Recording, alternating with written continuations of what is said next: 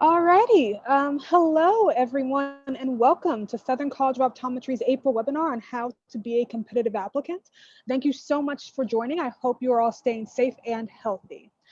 My name is Avery Cunningham. I am a Student Services and Admissions Officer here at SEO. I am one of the admissions team members who will be answering your questions, admissions questions, and participating in the admissions process. Before we get started, I ask that we all use proper Zoom etiquette by keeping microphones muted unless speaking, limiting background noise, and respecting all of this webinar's attendees and facilitators.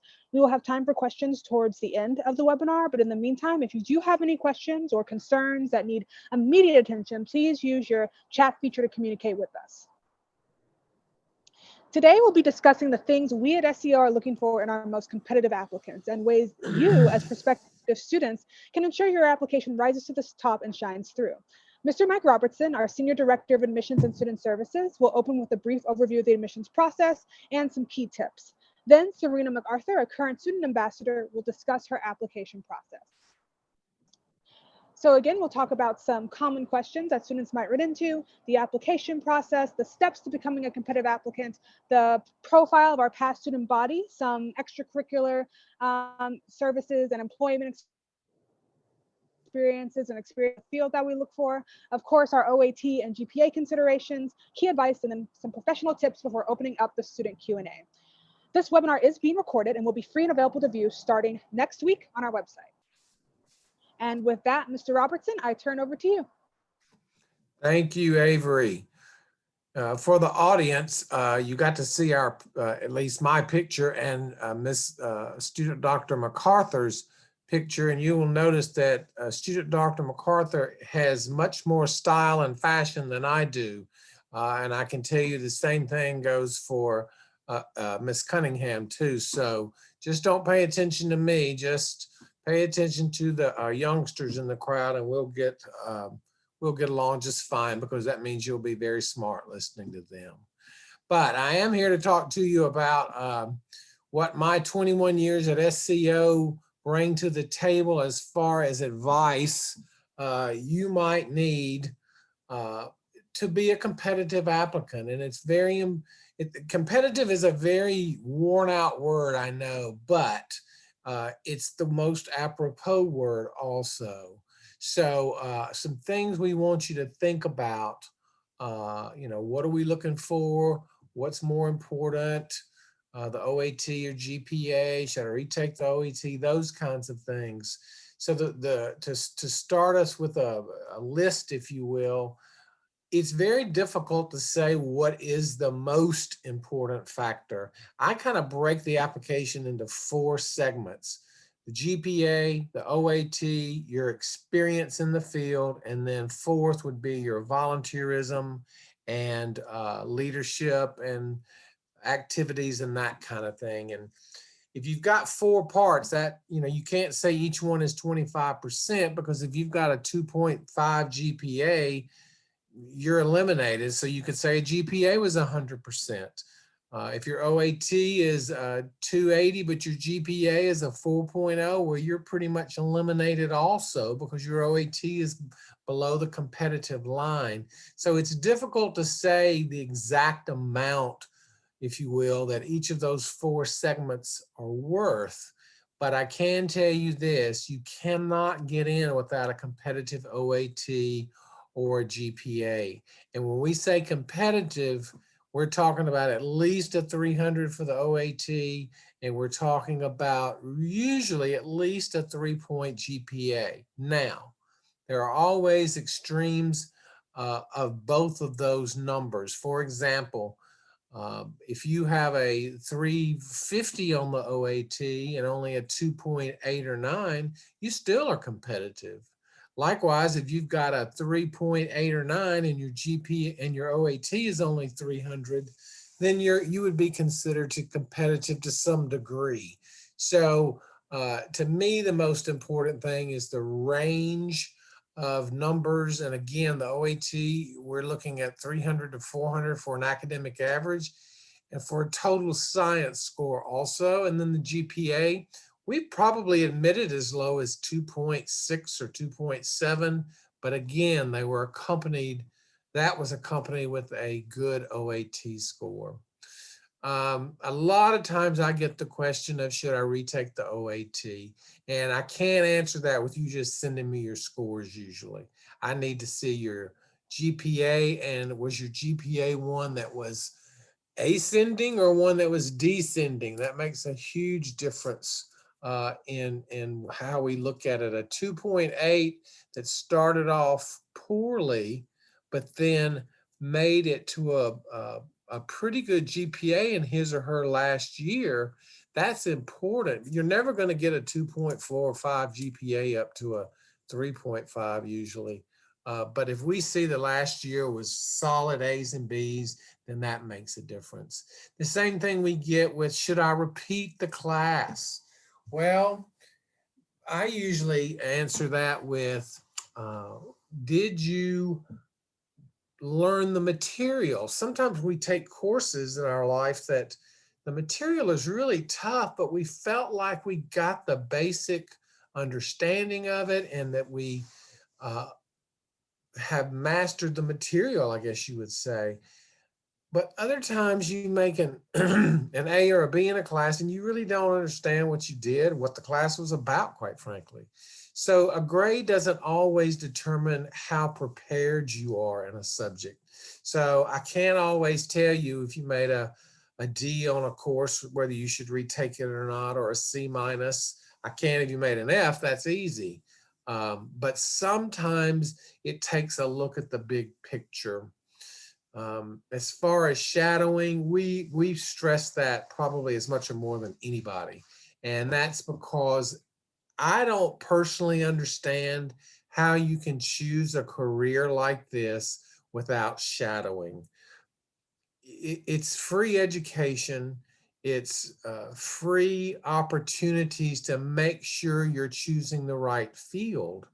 And a lot of candidates think that we sometimes look down on people who maybe were considering dentistry or pharmacy or allopathic medicine or osteopathic medicine, and that's not the case at all. How are you going to figure out what you want to be in this world until you start eliminating some things?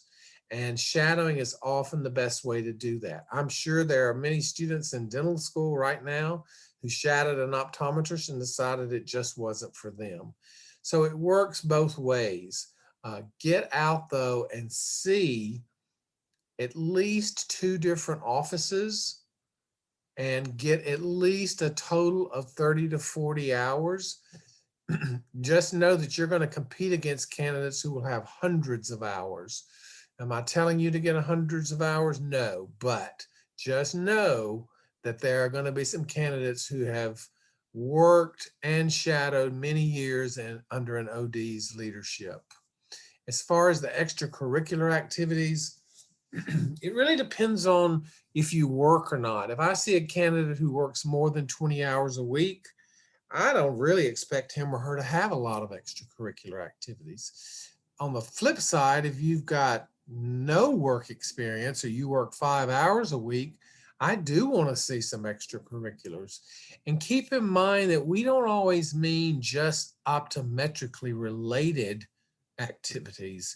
We want to see and attract students who are good citizens of the world. What are you doing to make this place better? You know, you could be at a humane society, you could help the homeless, you could tutor young children. There are tons of things that you can do. Certainly, if you get some activities and you're involved in organizations that are related to vision, then that's great. We're not going to, certainly not going to poo-poo that, if you will, but we need to know that you are making this a better place, the world a better place, because when you come to SCO, we're going to require hours of volunteerism.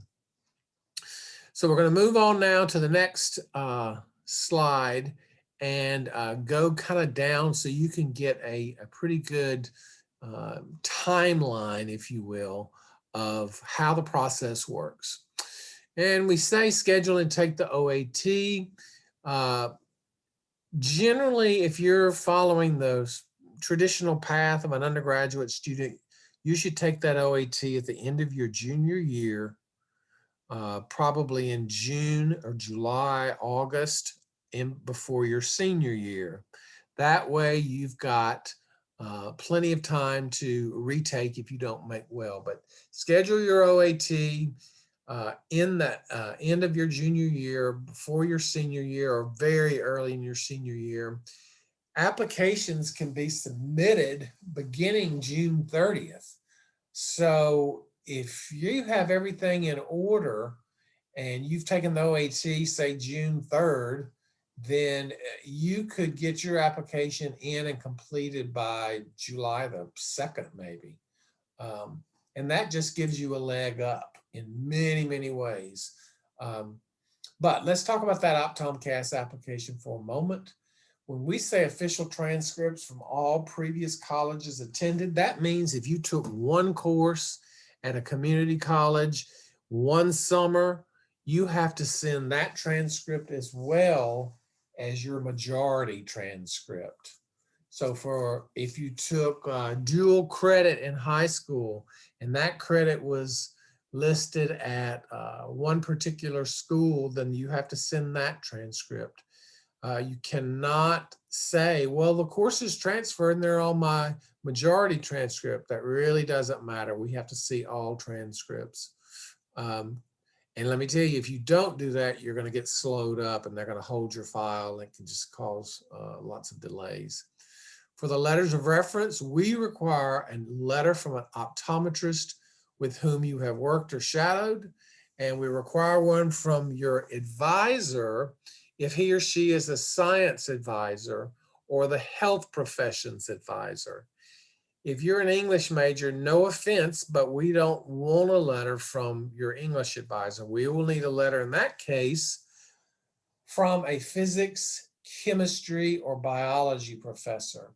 Now, you may choose to have one of those professors send your letter instead of your advisor. We're not going to go through your school's directory and figure out who was your advisor or who, quote, should have sent the letter.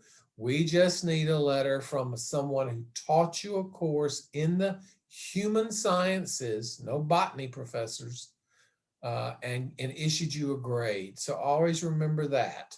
You can submit up to 4 total letters, so you could add another OD and another professor if you wanted to, or have someone be a personal reference.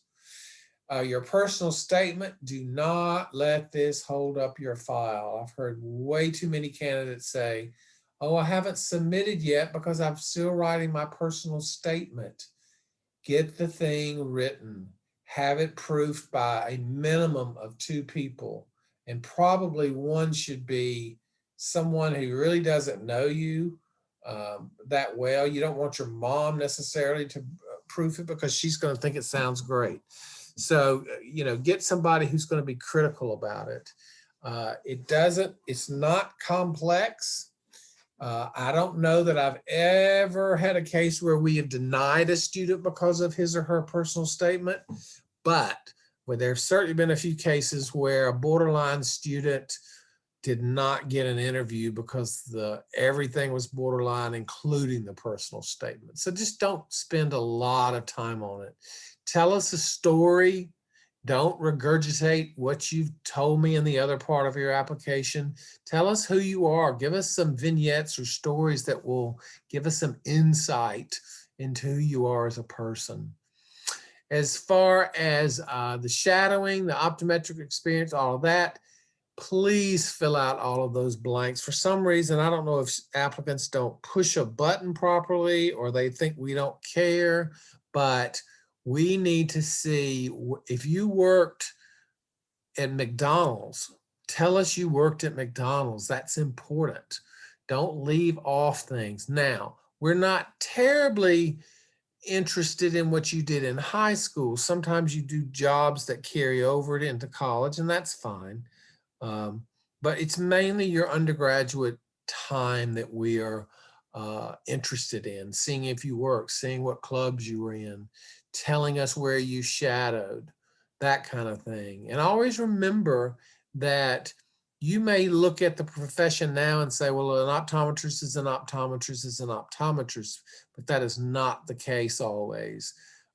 We had an applicant recently in March that he worked for an optometry group, and they may have had ophthalmologists in with them, but regardless, the group didn't even perform any refractions.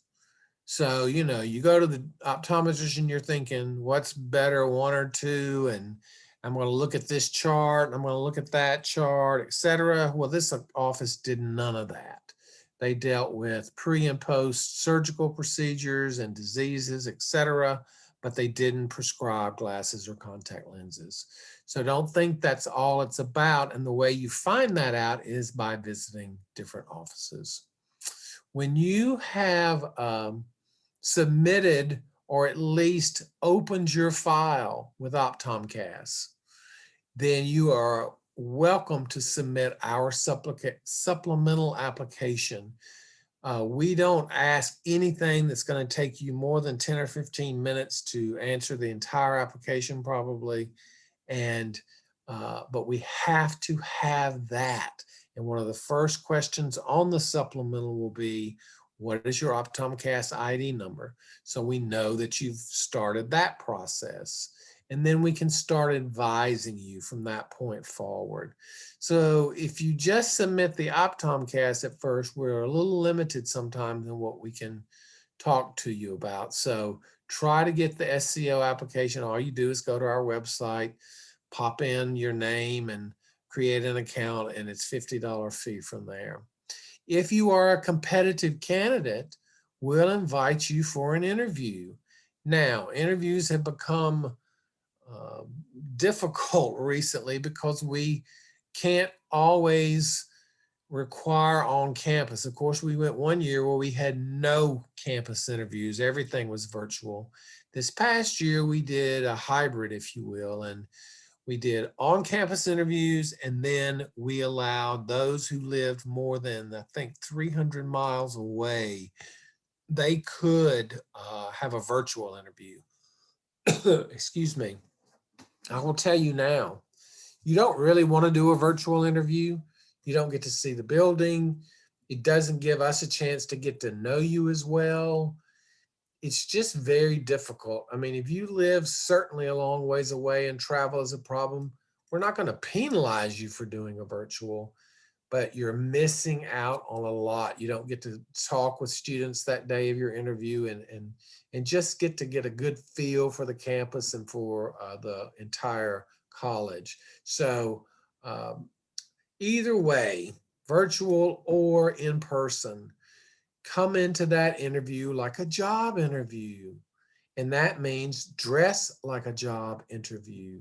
That means spit the gum out of your mouth before you start talking to us. That means for young ladies, maybe not wearing leggings and some big blousey sweater. It's all about appearance and what you tell us in the very limited time that we have. And I've had all of it happen, the gum chewing, the inappropriate dress, etc. You want to act like this is a job, because really it is a job that you're applying for. So never go into an interview without having done some prep work, learning a little about us, because we're going to know a lot about you and we're going to ask about you. So try to be prepared to have a professional interview. And again, we will invite you when we feel you have made completed enough of your file that we can make a decision. Now, always keep in mind that, let's say you finish your file in September and we don't invite you in September. Well, that doesn't mean we're not going to invite you. That just means we didn't right then. We may pick you up later down the road. I mean, we're like any enterprise in this country. We're going to start with the best and try to, you know, fill our class with the top candidates. And so if your file is a little lower in its numbers, if you will, then you may not get invited right away, but it doesn't mean you're out of the picture. Sometimes the admissions process is much more like a marathon than it is a sprint. So always keep that in mind. Okay, we're going to move on and talk about the class that came in 2021. The class of 2022, entering class of 2022 is, we hope it's finalized, and I can tell you now that the numbers are very similar to what you see on your screen. I believe the GPA for this 2022 class is just a little higher. I think it's around a 368. And I'm not sure at the moment. I'm going to guess that 134 or 135 are coming in with a bachelor's degree or higher. We probably got about 50 more applications or so. So we probably got about 820 applications this year. The key for these numbers is that they're averages. So I always hate it when, I can't explain them, because when someone says, I don't have a 3.6 GPA, there's really, that's okay. We don't have a requirement of a 3.6 GPA.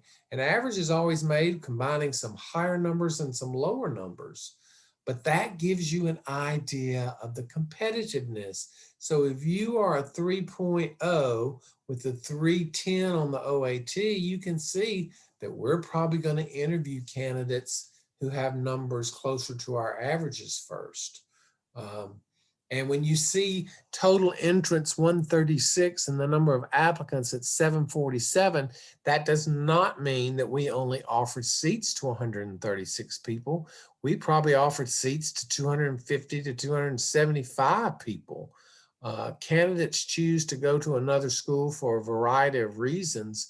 So we have to offer many more seats than we have, but our ultimate goal is to enroll a class of 136. Okay, moving along, we're going to talk a little bit about applying early and why it's so important. You would think, as much as we repeat this phrase, that no one would ever apply in January or February, but that's not the case. Occasionally there's a reason for someone that's a legitimate reason to apply later, but most of the time it's so much better and necessary to apply. I generally say before October 1. One reason for that is scholarship money. We tend to run out, or certainly run lower, for scholarship potential in applicants who interview in January and February. Generally by the winter break, the holiday season, the scholarship money is dwindled greatly.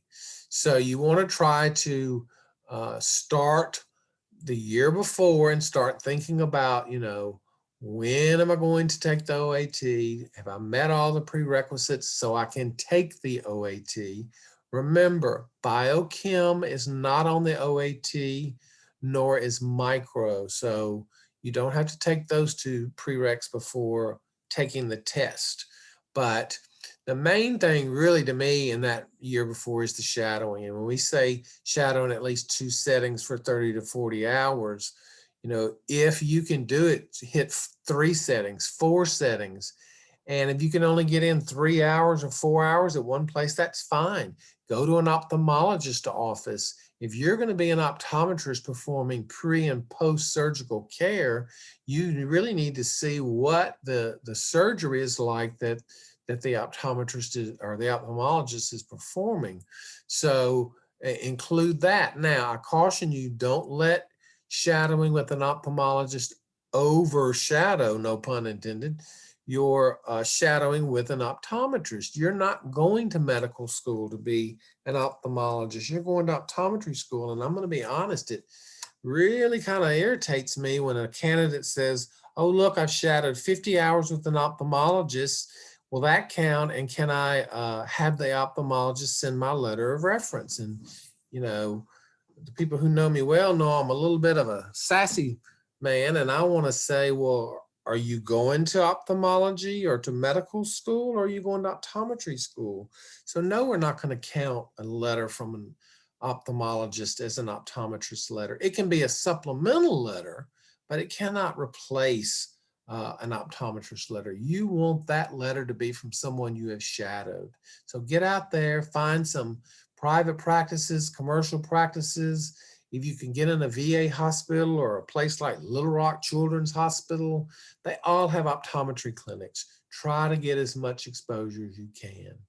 Then take that OAT early summer, maybe early fall of your senior year. When you apply to Optomcast, you're going to list the names of the references and their email addresses.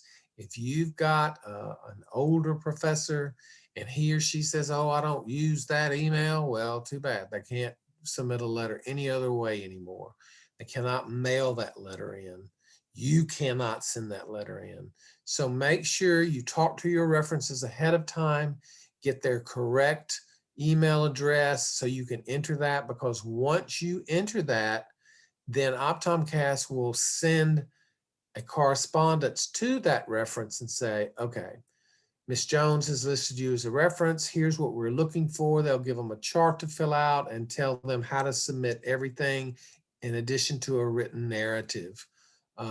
So you don't want to put a reference that you haven't told ahead of time. It's just not proper professionalism. So make sure you talk to the optometrists and the professors and whoever else that you're going to have the letter sent. So then Optomcast is going to open around June 30th, July 1. You get that ball rolling. I will tell you now, they will try to get you to use their professional transcript service.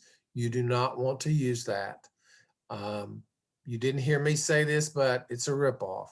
Yeah, they're going to charge you, I don't know what they charge now, $75. And all they're going to do is enter the data from your transcripts that you could enter yourself. When you get ready to fill out an Optomcast application, you need a copy of all transcripts sitting in front of you, and you're literally going to regurgitate what's on there. ENG 111, English Composition 1, 3 hours A. Next, SOC 114, Introduction to Sociology, 3 hours A. Next. And that's all you do. So as long as you can get that data in there in a relatively short period of time, there's just no reason to have Optomcast do it. Plus, they've got to get your transcripts from those institutions to start. So just enter the grades yourself. Then come to our website, submit that supplemental that I told you about at www.sco.edu/apply, or just go to our webpage and there'll be a link, and submit that. And 15 minutes later, you've done a lot. So try to complete your Optomcast file as soon as possible. A lot of candidates think that they have to submit, the letters of reference have to be on file for them to submit, and that is not the case. Optomcast will audit your file, and they call that the verification process. They will verify your file once every transcript is on file. They don't care if one letter or no letters, or 7 letters, or I guess not 7, 4 letters are there. They want to see transcripts in your grade entry, and then they can verify it.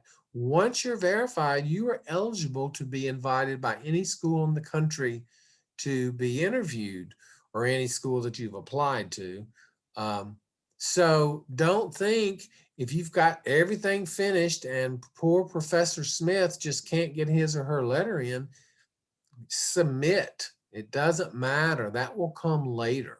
And early in the year, we're generally looking at, how much of your file is complete, how much of your coursework is on file, that type of thing.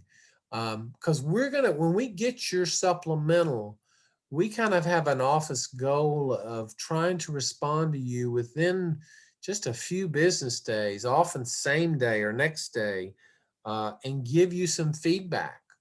And if I read your file or one of our counselors reads your files and says, you know, you've got really good work experience in the field, and your GPA is certainly competitive, but your OAT is a 300 with a 270 in science, a total science score. We're going to probably advise you to go take the test again. A 270 in total science is going to cause lots of nervousness for an admissions committee. So we try to tell you what we think is necessary to make your file the most competitive it is. Do not be offended. That is just our way of trying to make you a better candidate. We do not mean you're a weak person. We just mean we've done this a while, so here's what we think you need to do. And often what we're telling candidates they need to do is shadow more. And the candidate will say, well, I've worked at Dr. Jones' optometry office on Main Street for 750 hours. And my response is, that is fantastic. I think that is great. But you now have a brain that has been shaped only by Dr. Jones. And you think that most ODs are performing procedures the same way Dr. Jones does. And that's not always the case. Plus, Dr. Jones may not deal with vision therapy. Dr. Jones may not treat post-surgical patients who've been to the ophthalmologist. There's many reasons to see other offices. So don't get caught up in, I have a ton of hours at one place, therefore I know I should be a competitive candidate. It is good, but we're going to tell you, go get at least 6 more hours even at another site. The differences in practices, and especially if it's an OD, MD practice, compared to a commercial practice like a Pearl or a LensCrafters, it is night and day often. So get out there, get as many shadowing experiences as you can. And if you've already applied and we write you and we say, you know, your file's in pretty good shape, but we're just going to start with some stronger applicants, that should motivate you to continue to shadow more and add that to your application. You can always continue to work on your application once you've applied. Okay, so we kind of got you through the fall, and now we're ready to, I guess, get you into school. So we've talked about this, the OAT. We say a competitive range is 320 plus, and that's the case. If you make a 310, we're usually going to tell you to retake or suggest a retake. Again, the total science score is going to be very important. Sometimes a 300 works. It's just no way to have a magic crystal ball that I can look into and say, okay, you made only a 310, but I can see in this ball that nobody's going to apply that has an OAT that's above 320, so you're in good shape. Well, that's not going to happen.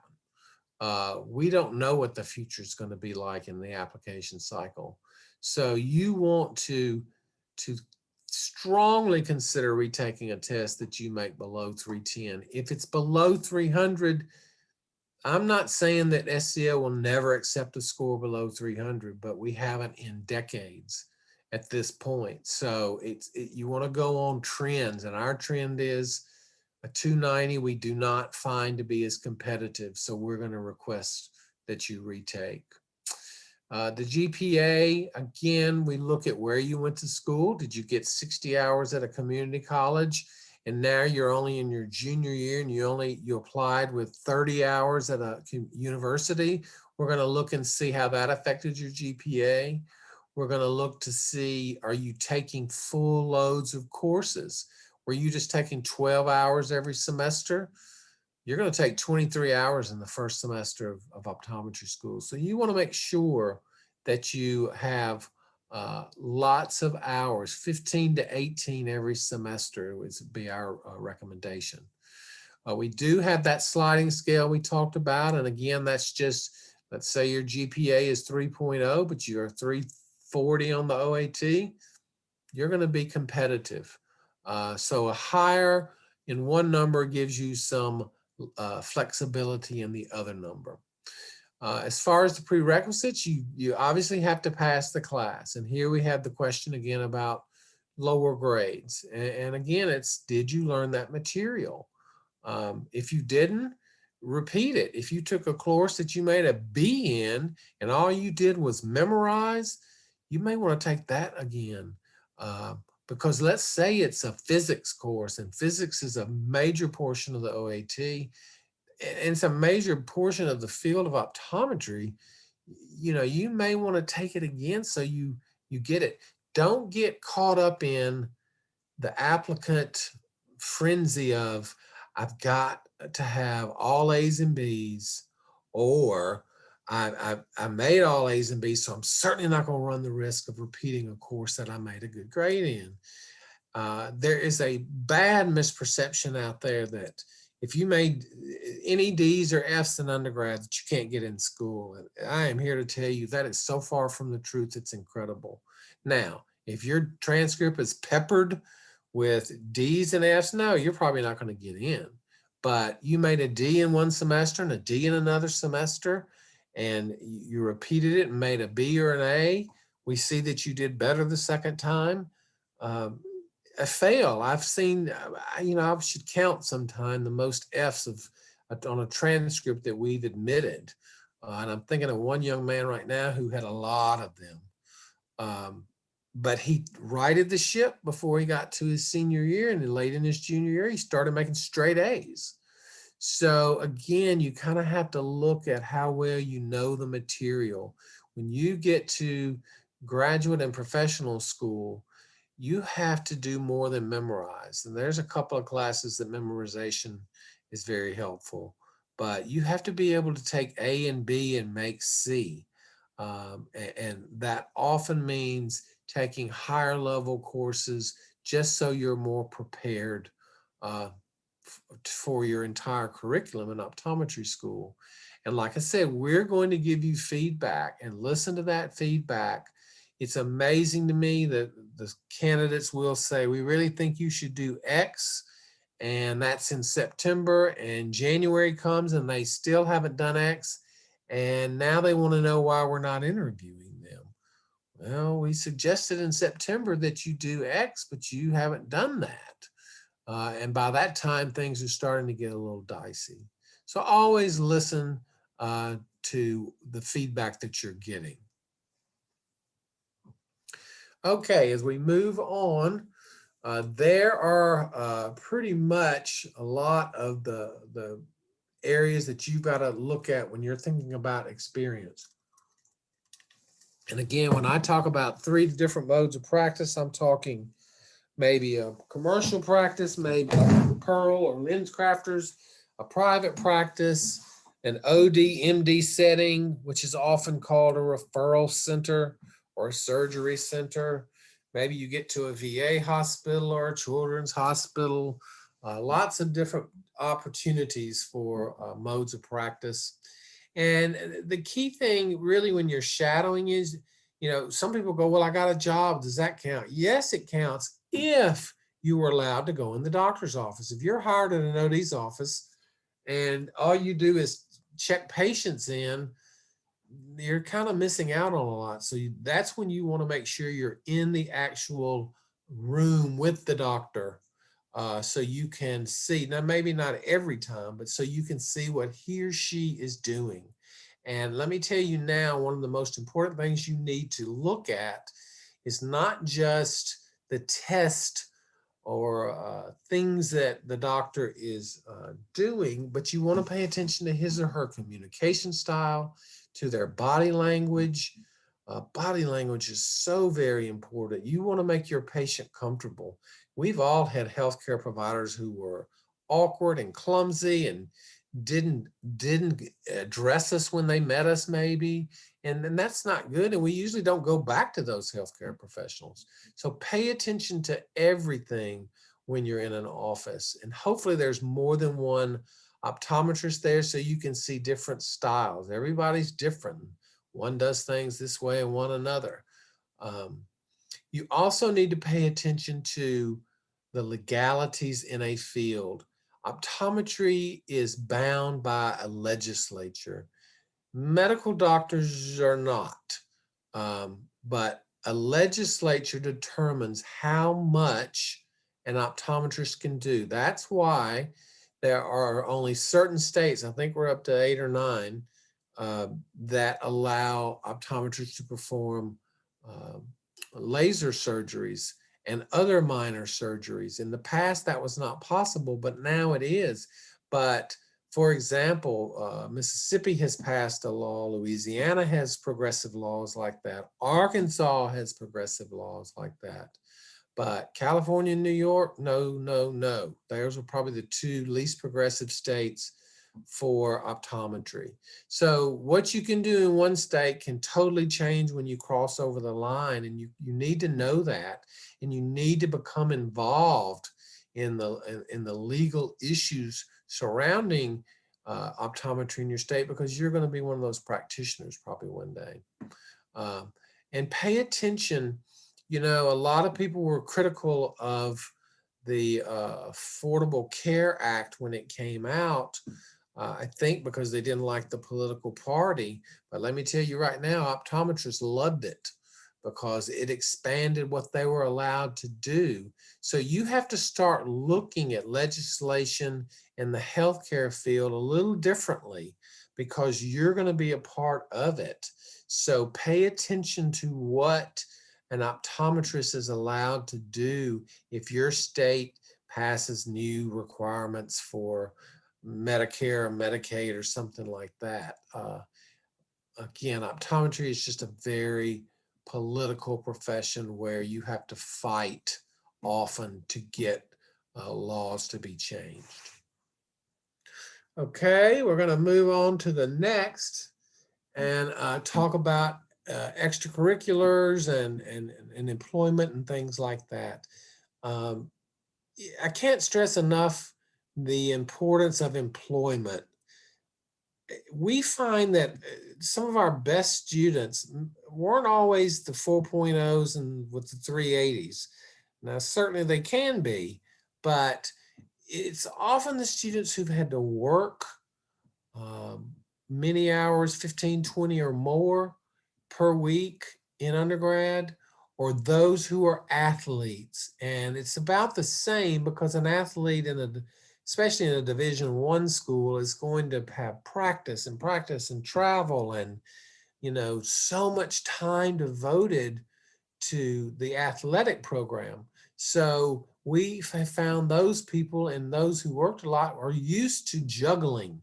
They're used to having to balance responsibilities and be disciplined and know that, you know, they've got to make the grades, but they also want to be on this volleyball team or whatever. So it's a very building process. Employment and athletes, we have found, just sometimes when they come to school, life calms down for them. I do not mean that it gets easier and they can just lay back and don't have to worry about anything. But if you've been working 25, 30 hours a week, and you may have had a family member to help take care of, and you were also involved in a couple of organizations, or you were an athlete, you're going to come to optometry school and you can't work much at all. You just can't. There's not enough time. Your life sometimes calms down a little bit. So all of the extras you do in undergrad just take that much more, build you up to be that much more of a better person. And again, there's that commitment to service. You know, the world is made for us to help our fellow citizens, and we like to see that. And again, we're going to make you do it when you come to SCO. And I've got a surprise for everybody. If you don't think that when you go to work in an optometry office that all of that's going to stop, you are sadly mistaken, especially if you're in a private practice, Because if you're in a private practice and you don't join the Rotary Club and the Lions Club, and you don't go to the town picnic and etc., but the OD next door to you does, he's going to get all your business because he is committed to being out there and helping people, and it's building his or her practice up at the same time. So that's, you got to remember, it's a win-win situation. You're doing something to better people, you're doing something to better yourself, and you're making your practice better. So it's just, it's a win in all ways. Okay, let's see what our next topic is about professionalism and professional tips. The first one we added a few years ago because we have found that email tends to make everyone a little more chummy. Oh, excuse me. Their Sorry, one correspondence. moment to interrupt, Mr. Robertson. Yeah, Serena may have to leave in about 15 minutes or so. Would it be possible to okay. skip ahead to her questions Yeah, and then we can let's come do back that. and follow up? Okay, Yeah, let's do awesome. that. All right, well, just the next slide, so that works out. Okay, Serena, if you're still with us, we can go ahead and get to some of your experience and perspective of your application. Absolutely. Let me see if I can. Okay, perfect. Can you hear me? Yes, yes, we can hear you very well. Okay, wonderful. Okay, so when did I start preparing for my optometry school application? As far as I remember, for us, the application opened July 1st and June 1st or July 1st. And I started my application, I would say once I took my OAT in August. They do recommend if you are ready to start preparing your application once it comes out, highly recommend doing that. And I kind of agree with everyone who says that as well, just so if you are taking your OAT later, you can have your Optomcast application fully prepped. And once you can even submit it before you actually take your OAT, have that going. And then once your OAT is done and you get your scores, you can just have them sent off straight to the school, and kind of alleviates any additional stress that you may have. So I do highly recommend doing that if you can. I know I kind of got caught up in taking classes over the summer and things like that. So I had to push off actually submitting my application. And I was one of those people who took forever to write their personal statement, which Mike talked about, and I'll just touch on a bit in a second as well. How did I gain shadowing experience? Shadowing, honestly, I got involved in groups and clubs at my undergrad university. I went to Baylor University, and at that school, we had a pre-optometry professional society, also known as POPs, if you guys have it at your school. But even in just pre-health or pre-professional clubs, a lot of the times they'll encourage you to go shadow different fields. And for us at Baylor, we had a pre-optometry society. So there were a lot of connections within the club of people and doctors in the area who we've already established a connection with at Baylor that will have students either working at those offices or already shadowing in those offices. So it was really easy to just kind of pass those opportunities as people graduated to the underclassmen who were interested in getting that experience, which was really nice. But I also took a class as a health science major that forced us to write emails to different healthcare providers asking them to shadow. So we drafted kind of fake emails, sent them to our professor to get the check of approval of the proper way to address a doctor or someone you're asking for help in that way, or asking just to shadow. And then once that was approved, we sent it to the healthcare provider that we wanted to shadow, and they typically said yes. But just kind of like Mike was saying, having a proper etiquette of how to reach out and how to send an email when you are asking for something that a provider doesn't necessarily have to do for you, and just saying it in a way that you are very grateful for the opportunity. Being okay with rejection. Some providers just, there's a HIPAA component that they have to take into consideration and different things like that. So being okay with getting a no, but not letting that prevent you from still pursuing the experience, and the ability to see the profession that you're potentially going to apply to. So do highly recommend doing that, but also maybe asking someone whose opinion you value to look over the email before you send it, because there is a proper and improper way of sending an email. We're learning a lot about that. How how early in the cycle did I apply? I officially submitted my application, I believe in September or October. And it was my personal statement that really held me back from applying or submitting it really early. That's still technically early in terms of the application cycle, but I was one of the people who was like, I'm going to get it out the day that it comes out. And I really want to be really forward. And then I pushed my test date back because I was like, I took genetics the same summer that I was deciding I was going to study for the OAT and take the OAT. And they didn't overlap the way I thought they would. So I ended up pushing my test date back, which was completely fine.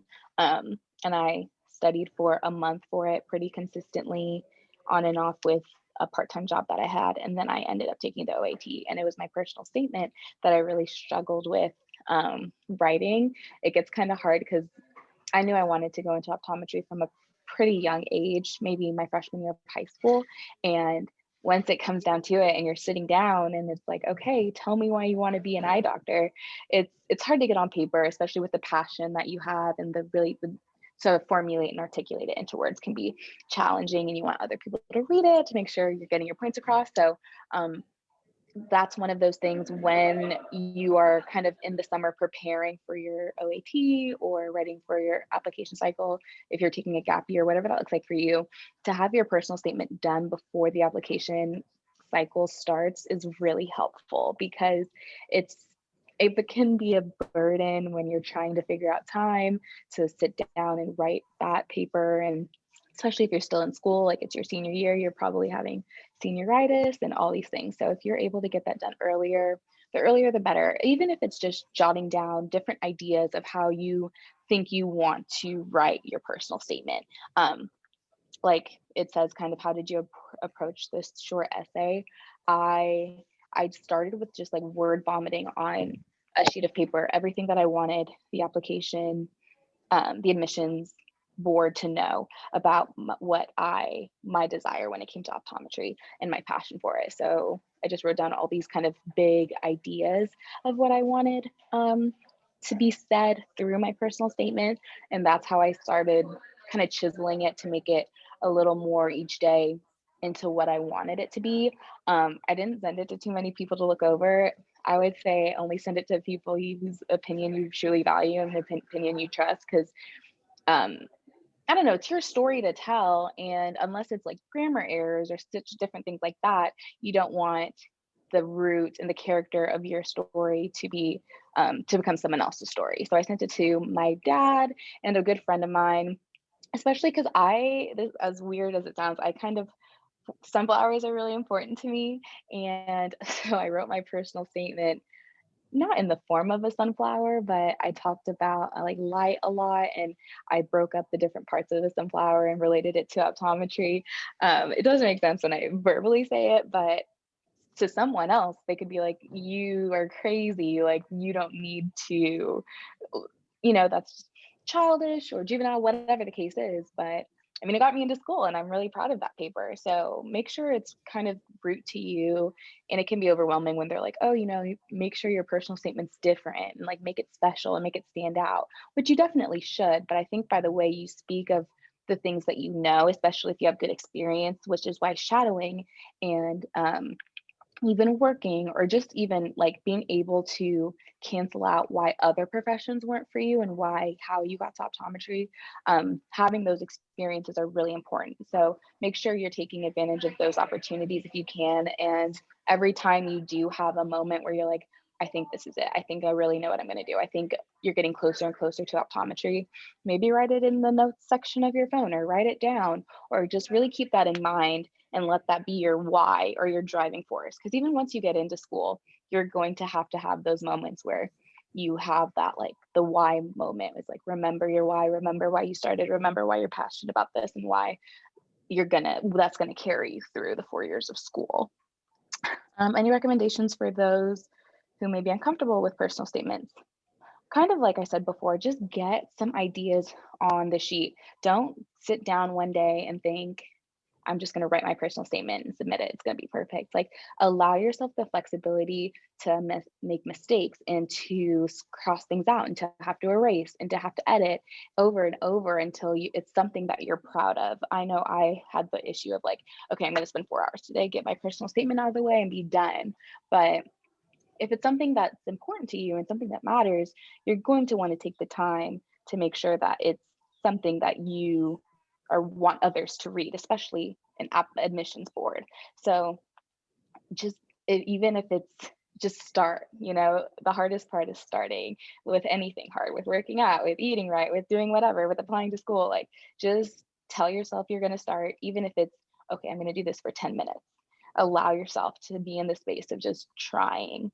And then from there, it honestly gets easier. You hopefully become more inspired to talk to people who you've talked to about the reason you're going into a different field. Maybe allow them to remind you why you started or what kind of fueled your passion. But just do the things that allowed you to remind you why you want to get into the field to begin with. What was the interview experience like for me, and how did I prepare? I personally really like interviews, and I'm not going to say like, oh, I'm so great at them, but I'm more of an extrovert. So talking to people, especially when you kind of just get to talk about yourself, is kind of fun for me. But SEO was the only interview that was closed file for me, which is when they haven't seen anything about your application prior. You go in with, we had a professor interview us, and you just go in and they say, I don't know anything about you. You introduce yourself and kind of, they ask you different questions about your experience. And it was awesome. Like, it was very conversational. A lot of the times the schools, kind of like Mike had mentioned, like, if you look good enough on paper for the school to invite you for an interview, you're kind of, 70-ish% there. It's really just getting a feel for if you mesh well with the school, if the school meshes well with you, if you would be a good fit for the school, and getting your personality and who you are from a verbal and physical conversation. So it's going to be nerve-wracking regardless, just because it is an interview, but in the moment, it's very relaxed and it's exciting, and you're surrounded, like during your interview day, especially here at SEO, you just feel the way other people are so excited about what they're doing and excited about optometry and excited about the pursuit of their education. So I prepared by going to a lot of like student doctor websites. I don't know if you have to do that. There's some people who are more negative on those sites, just about their fields in general. Like, I would go on the dental sites and all those things, and sometimes people are just kind of like had so many differing opinions. But I got really involved in my club on campus, talking to people who were going through the same process that I was. I talked in the mirror a lot of the time, recorded myself doing interviews. So if you're not very good with public speaking or talking about yourself, or just talking in an interview setting in general, highly recommend if they have workshops or you have the ability to just talk to someone and have someone listen to you, maybe take out those filler words that you typically say when you're uncomfortable or there's an awkward pause or moment, whatever the case is, doing that to make sure you're in tip-top shape. But again, it's very conversational. It feels very fluid and natural, because at the end of the day, your professors are going to be your colleagues once you graduate. So they kind of treat you like that really in the beginning and as you carry on through school. And what advice do you have for students to make your application stand out? I was really big on making sure that my interview didn't just strictly show optometry. I put that I was the captain of a flag football team. I put that I was a part of tons of different organizations that had nothing to do with science or optometry, or that I like things I like to do with intramurals, or things I like to do for fun, or my personal statement was based off of a sunflower, just different things that made me as much showed that I love optometry, but also showed that I was more than optometry, and that was evident throughout my application. So I highly recommend doing that. The people here want to know you're a well-rounded, just more than the books and the grades and the numbers kind of person, because at the end of the day, once you're in clinical practice, your patients want to know that you're a person too, not that only that you got a 4.0, but you know how to care for them and relate to them. So I highly recommend doing that. And they kind of push that not only in the application process, but once you're at school, they want to make sure you're taking care of yourself, that you're working out, that you're still doing the things that you love. And those don't just go by the by because you've started a professional program. They want you to be a human too. And that is my spiel on our question. Sorry, I kind of went fire hydrant on there, but I'm so free and willing to talk to anyone who has any additional questions. I'll put my phone or my email. Yeah, email is right there. If you guys have anything that you want to ask, I'd be happy to do that. I do have another meeting, so I do have to run, but thank you for having me. And it was a pleasure to kind of ramble for a couple of minutes with you guys. Thank you so much, Serena. While we are still here with Mr. Robertson, we will be going ahead and open up for a Q&A for him. If any of our attendees have any questions for Mr. Robertson that you'd be comfortable asking now, you can use the chat feature, the Q&A feature, and we'll be able to address those questions.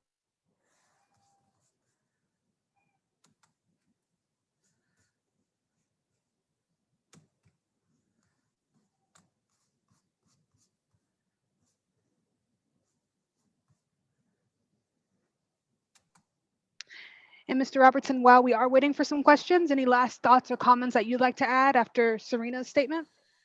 You know, something struck me when Serena was talking, and that is, you know, SEO, we consider SEO to be one of the top optometry schools in the country. And we have a phenomenal board passage rate, and our students have gotten every award you can get nationally. And it's people like Serena MacArthur that we are who we are. You know, I'm not saying that faculty and staff don't work hard, but it's the students who make it. And the students are the ones who take the classes and pass the boards and that kind of thing. But it's a lot of work and effort. Sometimes candidates think that I'm going to go to this school because it is so good and I don't have to worry about anything.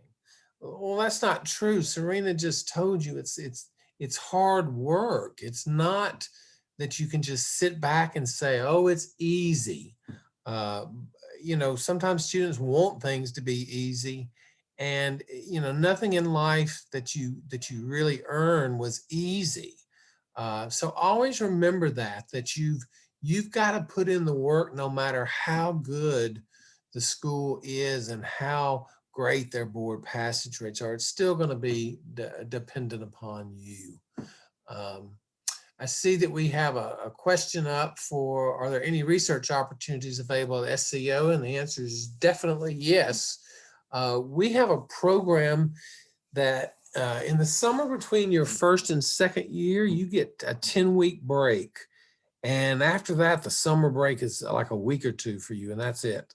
So that first summer, you get a nice break. So you have to decide what I'm going to do in this 10 weeks. And one opportunity we have is the summer research program, where you will sign up to work one-on-one with a professor and complete clinical research. It's not academic research, it's clinical research. So usually involving patients of some type. And if you'll work with that professor, and your research is to result in a presentable paper or poster.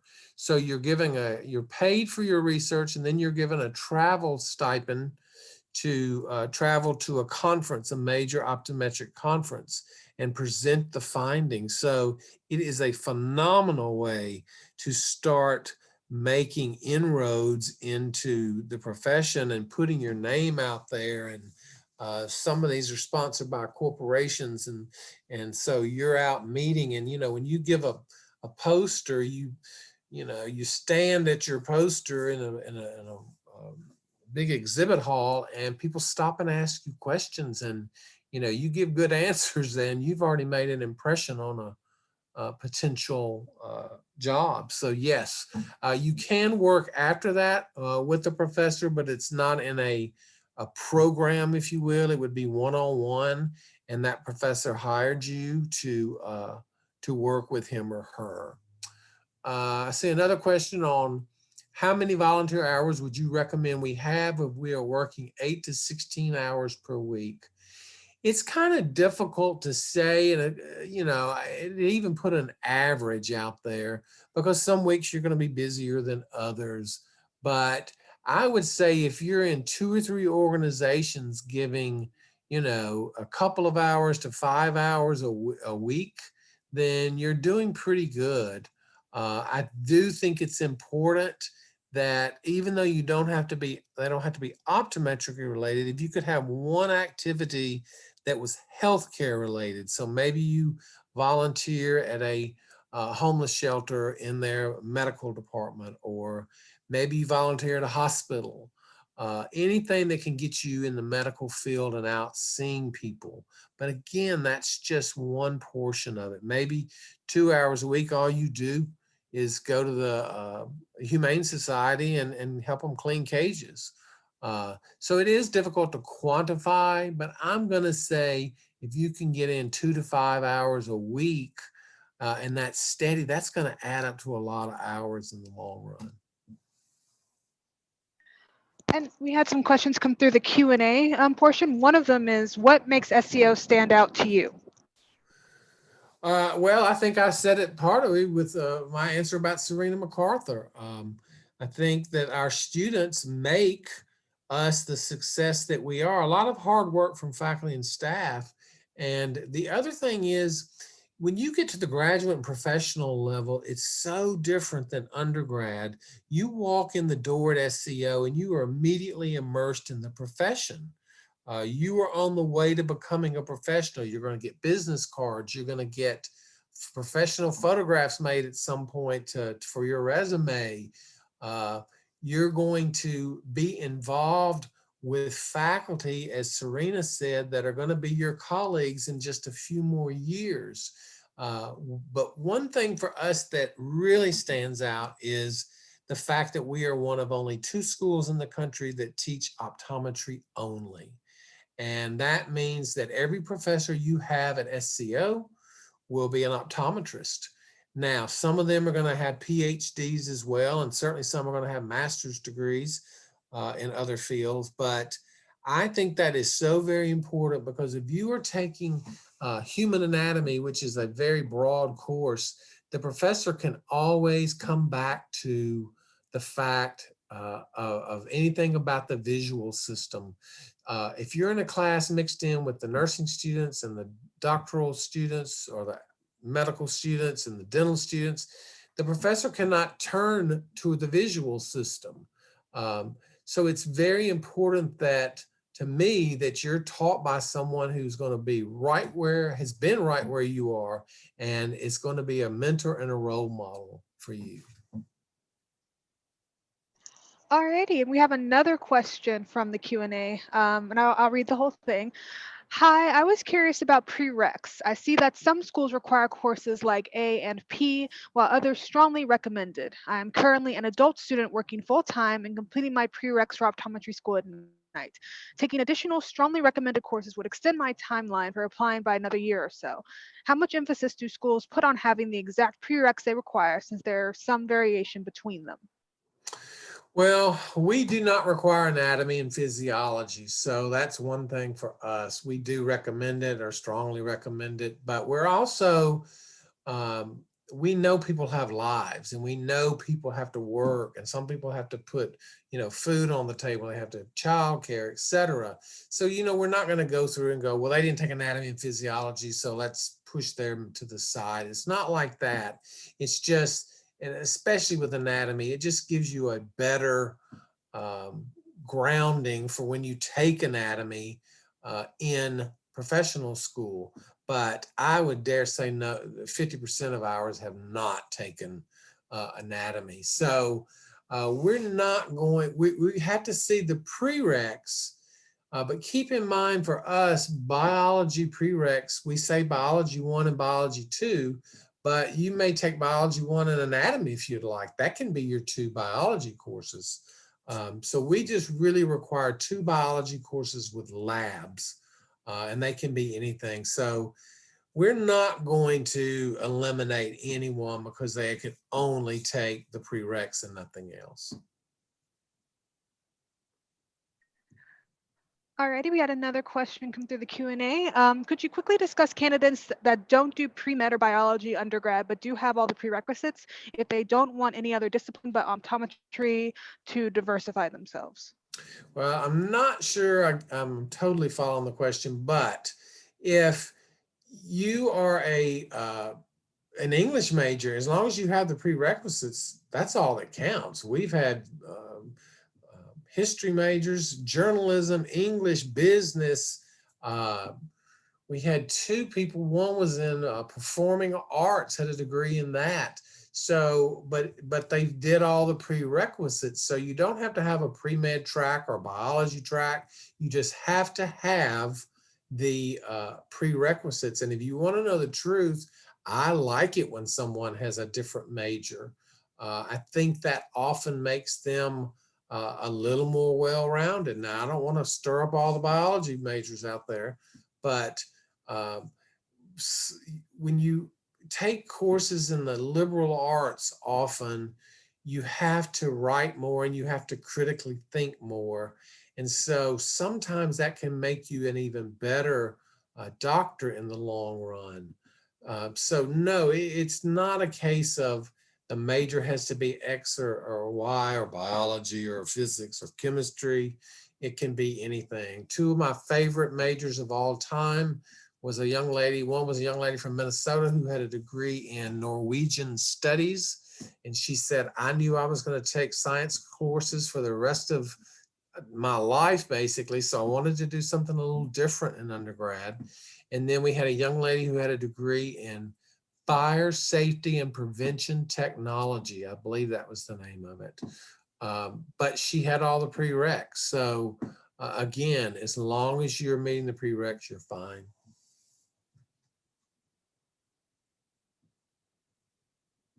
All right, and then another question. For taking the OAT, what courses do you recommend having already finished? Well, it's very important that you have had, and here we go back to the biology. I say biology 1 and 2 because the OAT is going to ask you questions about bugs and water and plants. And they're not just going to cover human biology. So we say biology 1 and 2 with labs, but you could also substitute another biology. So you need to have those out of the way. You need to have both your general chemistries out of the way. You need to have organic out of the way. There is some research that says that taking organic in the semester before, just prior to you taking the OAT, can make your score higher in that section. And you definitely have to have physics 1 and 2, and do not, unless you're in California, that's about the only place I can say this, do not take physics 1 and 2 at a community college. If you do, then you're going to have to supplement your studies for that test. The test is very difficult, so make sure you're prepared. You'll also want to have completed the calculus course. I don't think statistics has come into play. So it's mainly the chemistries, biologies, the physics, and the calculus that you need to have out of the way before you take the OAT.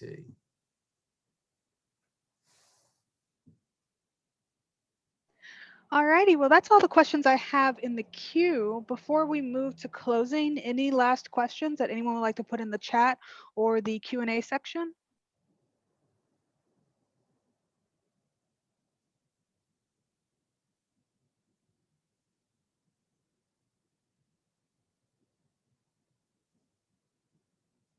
Comments before we close out?